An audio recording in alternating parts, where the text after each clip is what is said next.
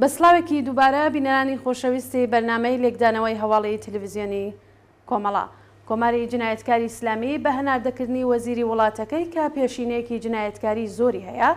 لا بەیانی هەینی 29 گوڵان، ساڵح میرهاشمی، مەجید کازمی و سەعیدی یەحقوبی قوربانیانی پەروەندەی خانەی ئیسفەهانی لە سێدارەدا. چەند ڕۆژ پێش لە سێدارەدانی ئەو سێ کەسە لەلایەن خۆیان و بنەماڵەکانیانەوە ڕێکخراوە سیاسی و مافی مرۆڤەکان، پارێزران، هونەرمەندان و ئازادی خوازان لە ئێران و لە دەرەوەی وڵات چەندین کۆبوونەوە بەڕێوەچوو، بەڵام بەداخەوە ئەم ئێدامانە بەڕێوەچوو. شانی باسەسەر لە بەیانی ڕۆژی شەممە 30 مانگی گوڵان حکمی ئێدامی چواربەندکراوی زیندانی قەزەل حەساری کەرەج بە تۆمەتەکانی پەیوەندیدار بە مادەی هۆشبەر جێبەجێکرا. بە پێی راپۆرتەکان ناسنامەی ئەو چواربەندکراوە بریتە لە شەهاب مەنسووری، شەهرام شەرقی، سەعید گەراوان و سەمەد گەراوان. شانی باسە کە ڕۆژی ڕابردوو بنەماڵەی ئەم بەندکراوانە پاش گواستنەوەیان بۆ بەندی تاکە کەسی لە بەردەم زیندان کۆبوونەوە، بەڵام هێزەکانی ڕژیم هێرشیانگرە سەریان و چەند ژن و پیاویان بە فیشەکی ساچمەیی بریندارکرا. هەروەها لە لایەکی دیکەوە لە شاری سنا چەند ڕۆژ پێشتر چەندین تەن لە فعالینی کارگەری و مەدەنی شاری سنا کە بۆ سەردانی بنەماڵەی گیانبەختکردو هومەن عەبدوڵڵاهی چوبوون لەلایەن کۆماری ئیسلامیەوە دەست بەسەرکران. هەروەها دوێنێ بنەماڵەی ئەم دەست بەسەرکراوانەکە بۆ بە دوواداچوونی ڕۆڵەکانیان سەردانی زیندانی سنەیان کرد بوو لەلایەن زیندانەوە، لەلایەن مەعمورانی دەوڵەتەوە هەڕەشەیان لێکرا و دەست بەسەرکران و ئەشکەنجە و ئازارتران. ئێمە بۆ باسی زیاتر لەسەر ئەم بابەتە داوامان کردووە لە هاوڕێ حەسەنی ڕەحمانپەنا، ئەنجامی کمیتەی ناوەندی کۆمەڵەکە لەم بەرنامەیە بەشدار بێت. هاوڕێ حەسەن، ئەم کاتتان باش و زۆر بەخێر بێن بۆ ئەم بەرنامەیە. ئەم کاتەی ئێوە و هاوکارانتان باش و سڵاوم هەیە بۆ بینەرانی تەلەڤیزیۆنی کۆمەڵە و لە خزمەتتاندا.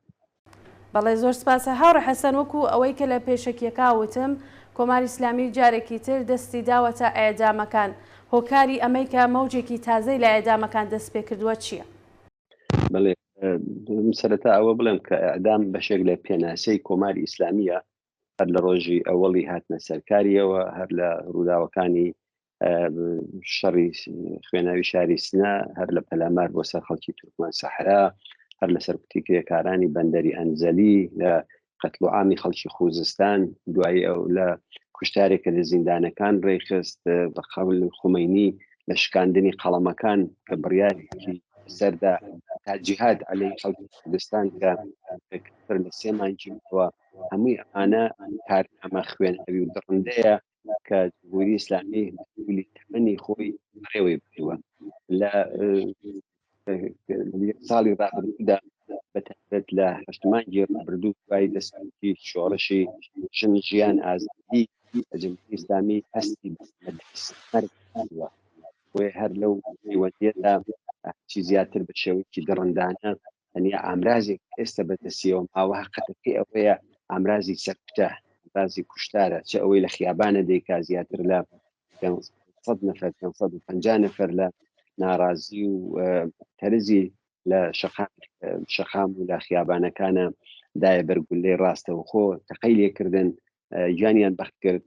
هەروەها لە زیندانەکانیشە بە شێوەیەکی زۆر زۆر دڕندانە کەوتوتە گیانی زیندانیان و زیندانیانی سیاسی، خەباتکار، ناڕازی دەگرێ و دەیان کوژێ. هەمووی ئەمانە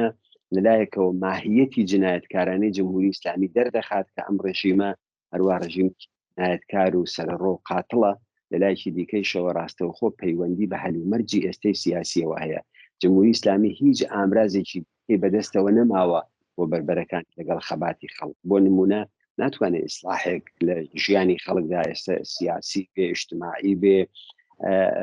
ئابووری بێ، هیچ جەرفێتێکی نەماوە بۆ کارهایەکی ئاوا کە بتوانێت دڵخۆشیێک لە ناو خەڵکە دروست بکات. های ئیدۆلۆژی جمهوری ئیسلامی ڕووخاوە ئیتر ئەو جارەکە بە بەهەشت و بە ئەو دنیا و معجزەی ئاخوند و مەلا و ئەوانە خەڵک پێشل تاکوونێ بزانن ڕێگا بە جواب ئەوەی کە بەدەستیەوە ئەمرازی سەرکوتە. وەکانێ ئەم سەرکوتانە ئەو ئەعدامانەی کە ئێوە ئیشارەتان کرد دەیان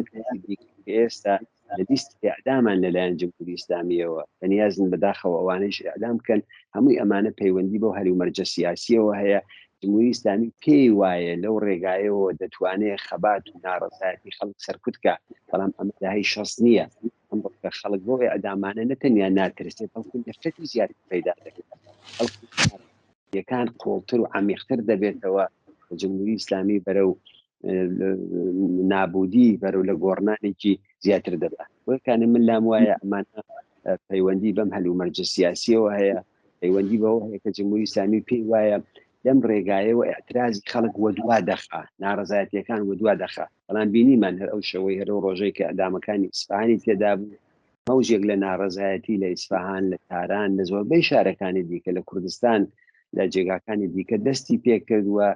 بڵێسەی ئاگری شۆڕشی ژیان ئازادی بە باوەڕی من کەماکان زیندووە و ترسی جمهوری ئیسلامی لەو شۆڕشەیە و لەو ڕێگایەوە پێی وایە بەوە دەتوانێت ئەو شەپۆلی ئەدامانە شەپۆلی دەسویریان توانێت خەڵکی ناڕازی خانە نشین کات، خەڵک چاوترسیان کات، بەڵام بە باوەڕی من ممکن نییە وە جمهوری ئیسلامی. بەڵێ زۆر سپاس هاوڕێ حەسەن. هاوڕێ حەسەن خۆشتان ناو قسەکانتانە ئیشارەتان کرد کە لە دوای ئەعدامکردنی ئەم سێلاوە ناڕەزایەتیەکی بەرین لە شارەکانی ئێران و بە تایبەت لە دەرەوەی وڵاتیش پێک هاتووە. ئەمە ئەتوانێت چه کاردانەوەیەکی بێت لەسەر بەرگری لە ئەعدامەکان لە ئێران؟ ئێمە هیچ ئامرازێکی دیکەمان بۆ بربەرەکانی و خەباتکردن لە دژی جمهوری ئیسلامی دەرهەق بە جنایەتەکانی بێژگە لە ئامرازی تودەی بەدەستەوە نییە، بێژگە لە ناڕەزایەتی سەر شەقام بەدەستەوە نییە، بێژگە ناڕەزایەتی لە دەرەوەی وڵات بەدەستەوە نییە. وێ نێمە بینیمان لەو ماوەیەدا جمهوری ئیسلامی لەلایەن هێزە دەرەکیەکانەوە لەلایەن دەوڵەتەکانەوە بردیانە سەر بەرپرسایەتی کمیتی حقوقی بەشەریان پێدا. ئەمە نەنجێکی گەورە بوو بە ناوچاوی دەوڵەتانەوە، بە ناوچاوی نوێنەرانیانەوە کە ئەم موقعیەتیاندا بە جمهوری ئیسلامی. لە کاتێکدا ئەوان ساڵی ڕابردوو بە پێ ئامار جمهوری ئیسلامی 83% ئەعدامەکانی زیاتر کردووە. بە نسبەتی جەمعیەت ئەوەڵین وڵاتی کە تاوانی ئیعدام تێدا بەڕێوە دەچێت و خودی سازمانی ملل مطابقی حقوقی بەشەر بە پێی هەمووی ئەوانە ئیعدام بەکردەوەیکی غەیرە ئینسانی، بەکردەوەیکی نامرۆڤانە، بەکردەوەیکی جنایەتکارانە باز دەکەن. جمهوری ئیسلامی ئەمانەی کردووە، بەڵام هێناویانە لە کاتێکی ئاوادا بەرپرسایەتی نهادێکی حقوقی بەشەری پێدەن. ئەمە ئەو پەڕی ڕیاکاری، ئەو پەڕی بێئەخلاقی، ئەو پەڕی دژی حقوقی بەشەربوونی ئەو نهاد و ناوەندانە نیشان دەدات کە لە پێناوی مەسلحەتی ئابووریش گەورە شرکەتەکاندا ئەوان بە چ شێوەیەک مافی مرۆڤ دەخەنە ژێر پێ لەسەرەوەی هەمویان وڵاتانی ئیمپریالیستی وەکو ئەمریکا، وەکو بریتانیا، وەکو ئاڵمان، وەکو چین، وەکو هەمووی ئەوانە ڕووسیا، و ئەوە نیشانی دەدات کە ئەمانە چەندە بێ ئێخلاقن و ئومێدکردن بەم نوع دەوڵەتانە بۆ ئەوەی کە فشارێک بێن بۆ جمهوری ئیسلامی لە ڕاستیدا ئومێدێکی واهیە، ئومێدێکی ناحەقە. ئەوە لەلایەکەوە. لەلایەکی دیکەوە ئەوان لە نەهاد و ناوەندەکانی خۆیانە هیچ فشارێکی ئەوتویان لەسەر جمهوری ئیسلامی نیە نسبەت بەم جەنایەتانی کە خەریکە دەیکات. لە سوورەتێک ئەوان بەجێ ئەوەی ئەو موقعیەتەی پێبدەن دەیانتوانی سفارەتخانەکانی جمهوری ئیسلامی داخن، بەڵام لە پێناوی مەسلحەتی بازاڕێکی 85 ملیۆنیدا، لە پێناوی نەوتی هەرزاندا، لە پێناوی ئەوەی کە مەسەلەن بۆ وڵاتانی غەربی ئێران نەکەوێتە باوشی ڕووسیە یان نەکەوێتە باوشی چین خەریکن ئیمتیازی پێدەن. پس کەوایە ئێمە ئەو نەهادانەی کە زۆرجار باس کراوە مدافعی حقوقی بەشەرن یا چین و ئەوانم خۆی وڵاتی شایە حزبێک، جەرەیانێک، ڕێکخراوێک بەو شێوەیە وجودی نییە کە بتوانێت بچێتە ئەم کێشە لەگەڵ جمهوری ئیسلامی. کوردستانی لێ دەرکەین کە ئەحزابی سیاسی معتەبەر هەن، ئەحزابی سیاسی اجتماعی هەن، تەسیریان هەیە. پس چی دەمێنێتەوە لەم بینەدا؟ ئەوەی کە دەمێنێتەوە فقط جەماوەری خەڵکن، جەماوەری ناڕازیە، جەماوەری معتەرزە، هاوکات لەگەڵ بنەماڵەی ئەو گیانبەخت کردوانە، نەتەنیا گیانبەخت کردوانی ئەمڕۆژانی ئەخیر، گیانبەخت کردوانی شۆڕشی ژینە، گیانبەخت کردوانی داهەی 60 خرداد، گیان کردوانی 66 و 67 کە ئەوەی ئەدامە بەرینەی تێدا کە پێی ئەو ئامارانەی لە بەردەستدایە بینی پێ تاکوونێ 15,000 کەسیان لە ماوەیشی کەما دوای شەڕی ئێران و عێراق ئەدام کردووە. پس وایە ئێمە تەنیا ئامرازێکە بەدەستمانەوەی خەباتی جەماوەریە، ناڕەزایەتیە. ئەمڕۆی تر کاتی ئەوە نەهاتووە، کاتی ئەو بەسەر چووە کەسێک بڵێ ئەوە کوڕی هاوسێکەمان، کچی هاوسێکەکەمان، فلان جوانی دیکەی خەڵکی گەڕەکەکەی ئەو لامانە تێدا چوو، پەیوەندی بە ئێمەوە نییە. نا ئەوەی کە ئەمڕۆکە لە هاوسێکەمان دەقەومێ بەیانی ڕاستەوخۆ لە خۆمان دەقەومێ. ئەوەی کە ئەمڕۆکە بەسەر خەڵکی فلان شارادێ سبحینە بەسەر شارەکەی ئێمە دادێ. بنابراین ئێمە هیچ ئامرازێکی دیکەمان بەدەستەوە نیە بەدەست بەغیری خەباتی جەماوەری نەبێت بەڵام نمونونەکانی خەباتی جەماوەری پێمان دەڵێ کە ئەتوانین وا جمهوری ئیسلامی پاشەکشەی پێ بکەین ئێوە هەر لە دڵی شۆڕشی ژینەدا ئەو شەوەی کە ویستیان لە زیندانی ئەوین قەتڵ و عامێکی گەورەوە ڕێبخەنەوە بەرنمەیان بوو کە بەدەیان و بگرە سەدان کەس لەو شەوەدا قەتڵ و عامکەن وەختێ بە هەزاران و دەیان هەزار کەس لە خەڵکی تاران بە ماشێن بە پیادە چوونە دەوروبەری زیندانی ئەوین بەری ئەو قەتڵ و عامەیان کرد هەر ئەوەی زیندانی ئیسفەهان وەختێک ئەو سێشەوە کە نامەیەکی ئەو سێ زیندانیە گیانبەخت کردووە هاتە دەرەوە کە ئێمە زیندوین خەریکن ئەعداممان دەکەن سەدان کەس چوونە دەوروبەری زیندانی ئیسفەهان و بۆ 3 ڕۆژ 4 ڕۆژ بەری ئەو ئەعدامانەیان کرد بنابراین هیچ ڕێگایەکی تر بەغیر از خەباتی جەماوەری نییە ئێمە ئەرکی سەرشانمانە ئەوەی کە لە دەرەوەی زیندانین ئەوەی کە لە وڵاتانی دەرەوەین ئەوەی کە لە شوێنەکانی دیکەین ئەمە دەبێت ببێ بە ئەزمونێک ئەز تەجروبەیەک بە دەرسێک کە هێزمان تەنیا لە دەستی خۆماندایە کەسێکی دیکە پاڵپشتمان نییە نە دەوڵەتانی ئیمپریالیستی نە مدافعینی درۆینەی مافی مرۆڤ هیچ کام لەوانە نابەرین تەنیا شتێک ئەتوانێت بەری ئەوە بگرێ خەبات و ناڕەزایەتی جەماوەریە خەڵکی یەکگرتووە خەڵکی سازمانداوە و ئەوە توانێت بەری ئەو جنایەتانە بگرێت کە جمهوری ئیسلامی دەیکات. بەڵێ زۆر سپاس هاوڕێ حەسەن. هاوڕێ حەسەن وەکەوەی کە لە هەواڵەکانە لە چەند ڕۆژی ڕابردوودا لە ماڵپەڕەکان بڵاو بۆتەوە دیتمان کە فعالینێکی زۆر لە فعالینی کارگەری و مەدەنی لە شاری سنە دوایەوەی کە سەردانی بنەماڵی گیان بەخکردو هومان عەبدوڵڵاهیان کردووە لەلایەن کۆماری ئیسلامی و ئیدارەی ئیطلاعاتەوە دەست بەسەر کراون. بەڕای ئێوە ئایا جورمە کە سەردانی بنەماڵی گیان بەخکردووان بکرێت؟ لە نەزەر جمهوری ئیسلامیەوە هەموو شتێک جورمە ینی تەنانەت ژیانی ئاسایی نان و ئاو خواردن سەردانی یەکتریکردن هەموو ئەوانە لە نەزەر جمهوری ئیسلامی و جورمە لە نەزەر جمهوری ئیسلامیەوە فقط جنایەت جورم نییە ئەوەی کە خۆیان دەیکەن لە سوورەتێکا بەرعەکسەکەیەتی ئێنا بە قەولی ئێوە سەردانی بنەماڵێکی گیانبەخت کردوو بۆ دڵنەواییکردنی کۆمەڵک لە تێکۆشەران و هەڵسوراوانی مەدەنی ئەو شارە هەڵساون چوون دڵنەوایی خانەوادێکی گیانبەخت کردویان کردێتەوە شاخەیە گوڵیان بردووە بۆیان لەگەڵیان دانیشتون ئەوە جورمەکەی چییە؟ ئەوە لە هەموو دنیادا نەتەنیا جورمیە دەبێت تەشویق بکرێن ئەو کەسانە ئەو خانەوادانە دەبێت دڵداری بدرێنەوە ئەو خانەوادانە دەبێت سەریان لێ بدرێت. جمهوری ئیسلامی ئەوەی کە بۆ جمهوری ئیسلامی باشەیە خراپەی خەڵکە ئەوەی کە باشەی خەڵکە مەرگ و نەنگی جمهوری ئیسلامیە بۆی ئەو کارێک کە جمهوری ئیسلامی لەوێ کردی ئەوە تاوانە لە شەوێکا کە کۆمەڵێک لە ئینسانهای ئازادی خواز هەساون چوونەتە لای خانەوادەیەکی داغدار کە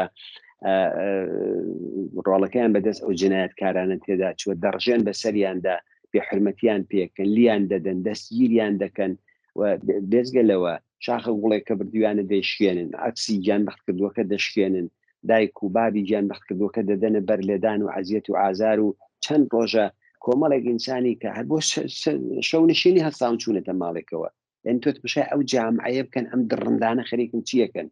ئەم وحشیانە خەریکن چیەکەن نسبەت بەو جەماوەرە خەڵکە ناڕازیە لەناو دەستگیرکراوەکاندا کەسانی تێدایە کە تەمەنی لە خوارەوەیە کەم تەمەنی 15-16 ساڵە لەناو دەستگیرکراوەکانە دایک و بابێکیان گرتووە کە منداڵی 14-15 ساڵیان هەیە کە سەربەندی خوێندن و ئیمتحان و ئەوانەی و مناڵیان بێ سەرپەرست تێشتوێتەوە کە دایک و بابەکەیان گرتووە ینی ئەم درڕندەجیە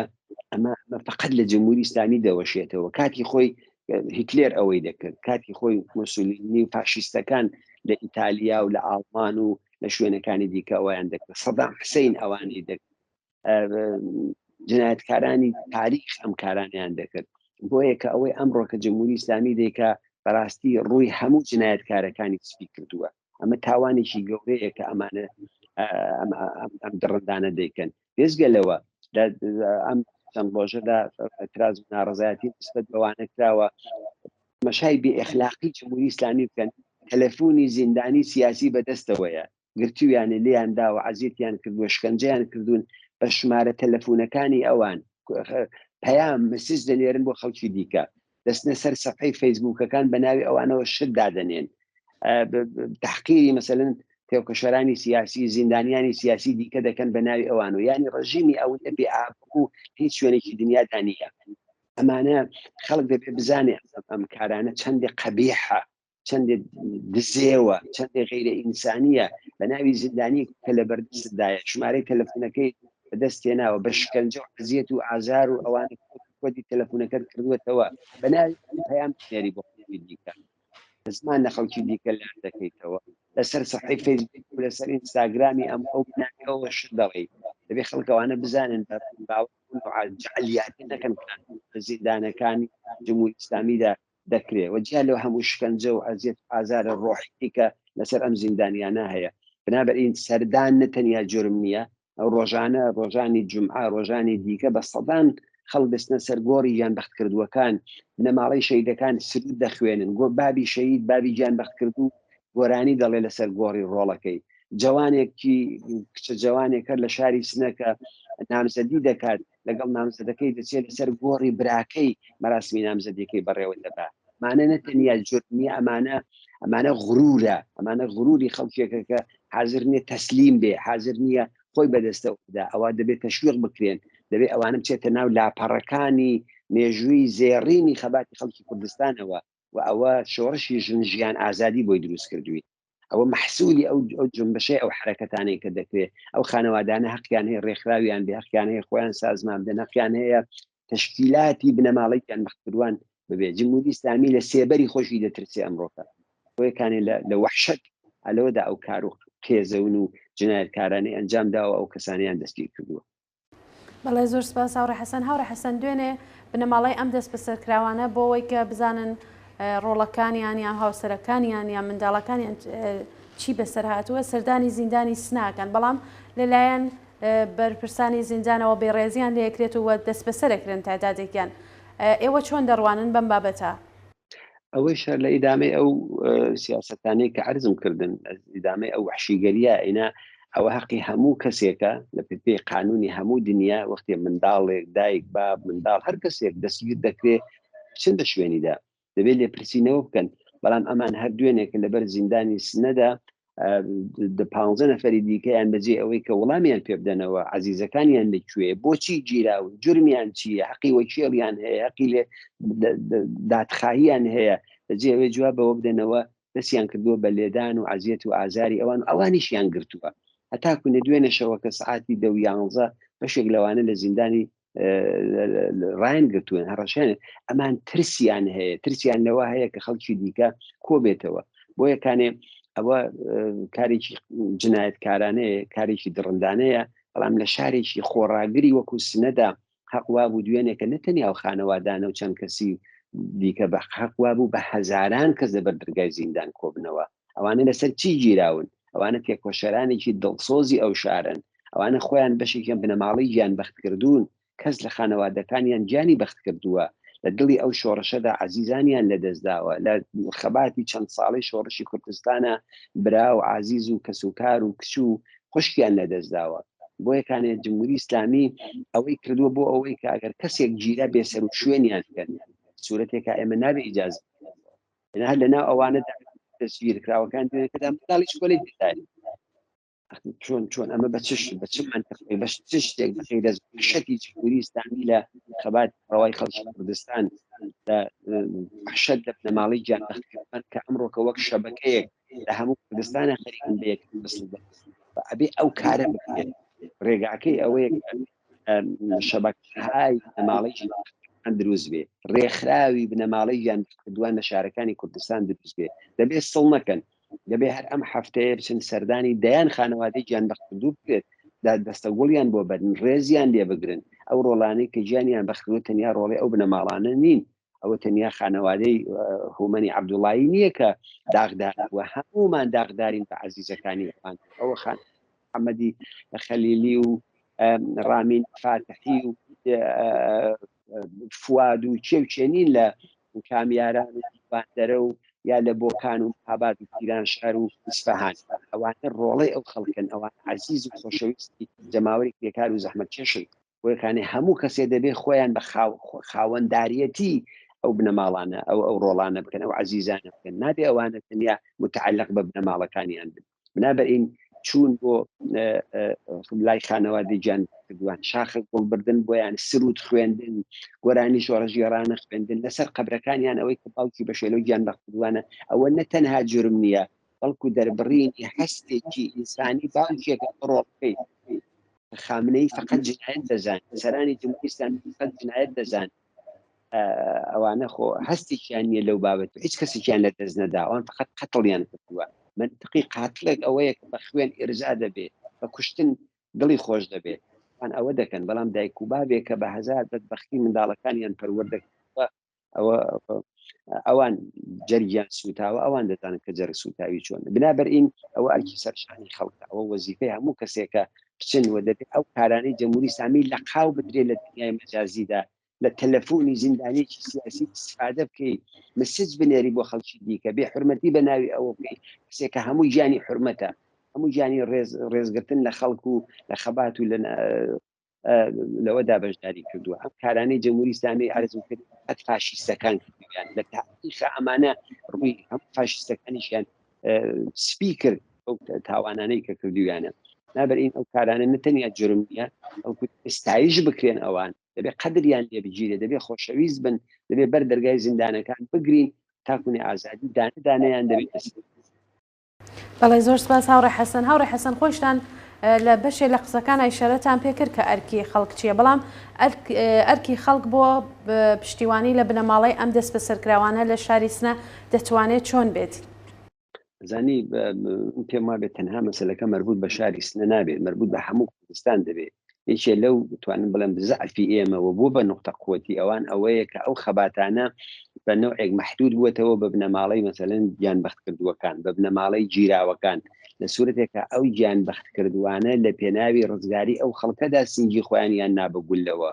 ئەو بنەماڵانێ و ئەو تێکۆشەرانەی کە هەڵدەسن ئەم ماڵە و ماڵ دەکەن و خەتەر بۆ خۆیان قبوڵەکەن خۆوانیش دەزان نەماڵەکانی خۆیان دانیشن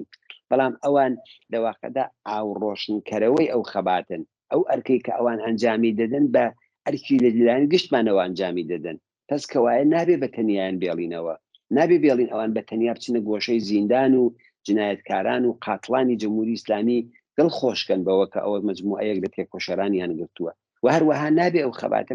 محدود بکرێتەوە مەسەلەن تەنیا بە شاری سنە یا بە تەنیا بە شاری بۆکان یا بەڵکو دەبێ ئەوە زۆر زۆر بەرین بکرێتەوە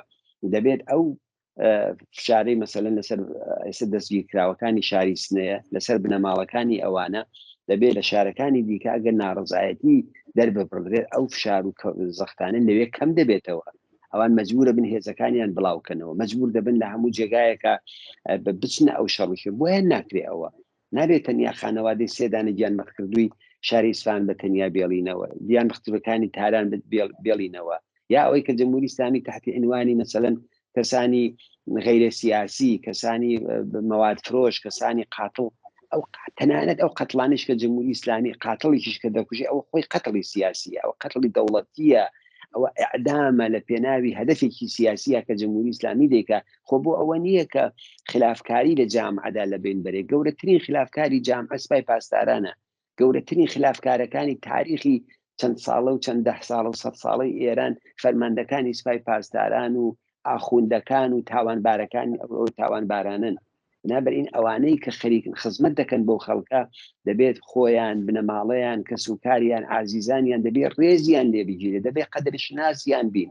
دەبێت ئەوانە بپارێزرێن دەبێت ئاگامان دیان بێ ئەوە بە هیچ شتێک ناکرێت بە غیرە خەباتی جەماوەری نەبێ لە پێشی قسەکانی شامنی ئاماژم پێکەوە دنیای دەرەوە دەبینینی تر جمهوری ئیسلامی دەکەن بە ڕئیسی بەشێک لە سەری حقوقی بەشەر ئەمە نەنگە ئەمە نەنگێکە بە دامێنی سازمانی ملل و ئەو نەهاد و ناوەندانەوە کە خەریکن ئەو کارە دەکەن دەمێنێتەوە بۆ کەسانەی کە ڕەئیە دەن بەوە ئەو خۆیان بەشێکن لەو جنایەت و ترۆر و وەحشیگەریەی کە دەکرێت و ئەوە بنابەرئین ئێمە هیچ ئەمرازێک ئەبزارێکی دیکەمان بەدەستەوە نیە بە غیرە خەباتێکی جەماوەری نەبێ و بە تایبەت لە کوردستانە خەڵکی ئازادی خوازی کوردستان ئێمە بانگەوازیان دەکەین لە خەڵکی قارەمانی شاری سنە دەکەین دەڵێن مێڵن ئەو عزیزانە بە تەنیا لە زیندانە بمێننەوە ئەوانە جگەر گۆشە و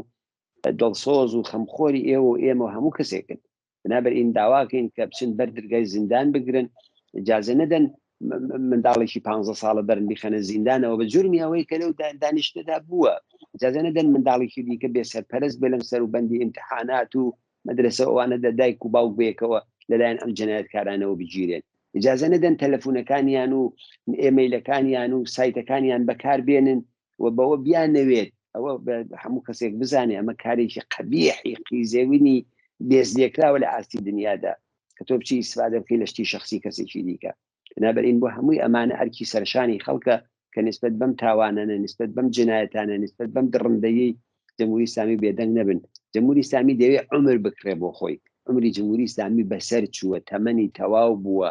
جێگای خۆیەتی، کاتی خۆیەتی، لە هەموو کات زیاتر خەڵک متحد بن، یەکگرتوو بن بۆ ئەوەی کە کۆتایی ئابەم هەموو تاوان و جنایەت و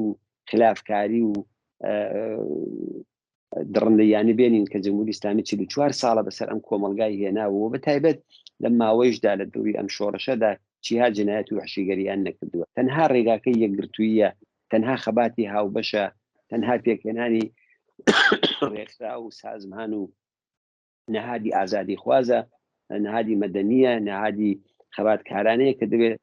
لەلایەن زیندانیانی سیاسیەوە بنەماڵی یان بەختکردوانەوە لایەن هەمووی ئەمانەوە خەڵکی ئازادی خوازەوە لە گەڕەکەکانە، لە شارەکانە، لە ئوستانەکانە، لە سەرتاسەری ئێرانە دەبێت ئەوانە دروست بێت وە لە بەرابەر ئەو جنایەتانەدا دەبێت یەکگرتوانە ڕاوەستی. ڕێگایەکی تر بەغیر لەز ئەوە وجودی. جارێکی تر زۆر سپاس هاوڕێ حەسەن بۆ بەشداریتان لە بەرنامەی لێکدانەوەی هەواڵی تەلەڤیزیۆنی کۆمەڵە. سپاسیش بۆ ئێوە و ماندوو نەبوو. سپاس بۆ هاوڕێ حەسەنی ڕەحمانپەنا کە لەم بەرنامەیە بەشدار بوو. بەڵێ بینەرانی خۆشەویست بەم جۆرە هاتینە کۆتایی بەرنامەی لێکدانەوەی هەواڵی تەلەڤیزیۆنی کۆمەڵە. سەرنجتان ڕادەکێشم بۆ درێژەی بەرنامە.